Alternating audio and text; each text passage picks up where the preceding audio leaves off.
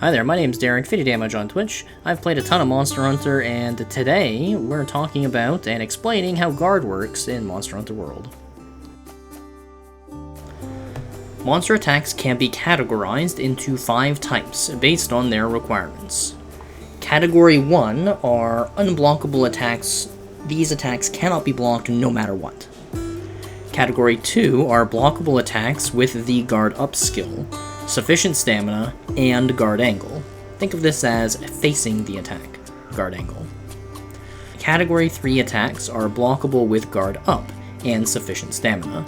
These can be blocked regardless of which way you're facing. Category 4, blockable attacks with sufficient stamina and guard angle, no guard up needed. Category 5, blockable attacks with sufficient stamina, no need to face the attack. Examples for Category 1 are Fatalis' Nova attack, Elatrian's Eschaton Judgment, Zinogre's Pinning attack, Savage Deviljo's Pinning attack, Barioth and Volcana's Ice or Frost Pool. Examples for Category 2 are Fatalis' Uncharged Fireballs, Rathalos' and Anjanath's Pins, Rajang's Laser Beams. Examples for Category 3 are Elatrian's Ice Fog Breath, Fatalis' Downspout Fire Breath, Kirin's Tic-Tac-Toe Lightning attacks. Most monster attacks fall into Category 4. These are attacks that can be blocked as long as you're facing them, with one interesting attack being Rajang's Pin or Grab attack. It is so sensitive to guard angle that many people believe this to be an unblockable attack. Not only is it blockable, but it doesn't even require the guard up skill. In Category 5, Fatalis' Crawling attack and his Large Bite attack are in Category 5 attacks. For Categories 3 and 5, most attacks that come from the ground almost always fall in this category, as well as some extremely unintuitive ones. Different blocking weapons have different guard angles. For attacks that require you to face them, Heavy Bowgun and Sword and Shield have the smallest guard angle, only 120 degrees. Greatsword and Charge Blade are 140 degrees, Lance and Gun Lance are 220, and Lance's Power Guard is 360 degrees. The narrower the guard angle, the more direct, or straight at, you need to be facing the attack in order to block it, if it requires the guard angle. Lance weapons have a guard angle that actually slightly extends behind them, greater than 180 degrees, making it more forgiving to guard.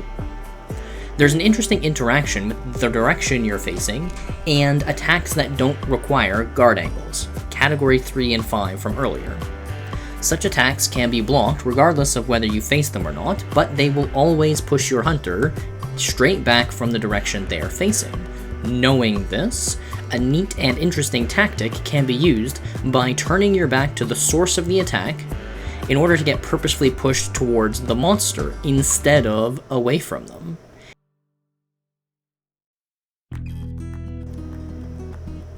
When you perform a guard or blocking action in Monster Hunter World, a comparison is made between the incoming monster's attack and the player's guard threshold.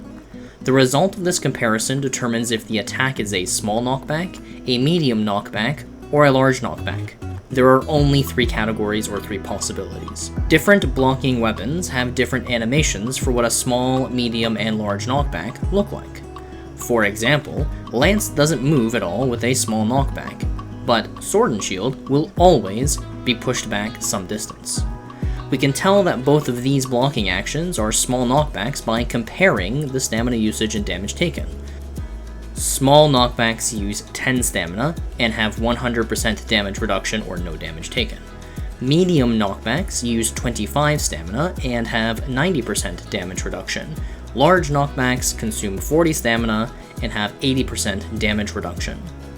We can see in a side-by-side comparison that despite the animations being different, both of these blocks are in fact small knockbacks.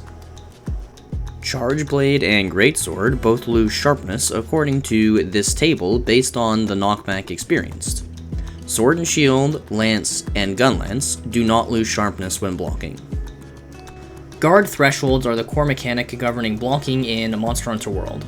Monsters' attacks have knockback values to them, which are compared to your hunter's knockback threshold, determining whether you experience a small, medium, or large knockback. Each weapon has base thresholds for determining what is a small knockback, medium knockback, and large knockback. Sword and Shield has a small threshold of 14 and a medium threshold of 20. This means that an incoming monster attack with knockback power of 14 or less results in a small knockback. Between 15 and 20 results in medium, and 21 or greater results in large knockbacks. Greatsword and Chargeblade both have 14 and 39 thresholds, meaning that 14 or less knockback power attacks from monsters result in small knockbacks, 15 to 39 are medium, and 40 plus are large. Lance and Gunlance thresholds are the greatest at 39, 49, and 50. Heavy Bowgun has some flexibility or nuance to it, as shown in this table. In order to counter on Lance and Chargeblade, you must not experience a large knockback. Only medium or small knockbacks can be countered from. Also recall that the level of knockback experienced also affects how much stamina is used and how much damage you take. Lance's power guard is a bit of a special case. On top of it having 360 degrees guard angle, it actually increases the amount of damage you take. That is, small knockbacks will only have 90% damage reduction instead of 100, medium knockbacks will be 80 instead of 90, and large will be 70 instead of 80. You take more damage using Power Guard, but there are various trade-offs for that increased damage taken. The Guard skill, along with Chargeblade's Charged Shield and Guard Point mechanics, increase the Guard thresholds. With each odd level of Guard, you gain plus 10 to all of your Guard thresholds, as well as the Charged Shield and Guard Point mechanics also adding 10. With each even level of the Guard skill, you gain stamina cost reduction. The increase on guard thresholds on a weapon can allow the player to block a wider variety of attacks with the small and medium knockbacks, which is important for Lance and Chargeblade users, not so much for other weapons. Weapons that can't counter don't really care much for the guard skill, as blocking should generally be used in emergency only, and the stamina reduction can be achieved with Dash Juice or Feline Black Belt. However, this might change for Monster Hunter Wilds, as it has more emphasis on mechanics interacting with blocking.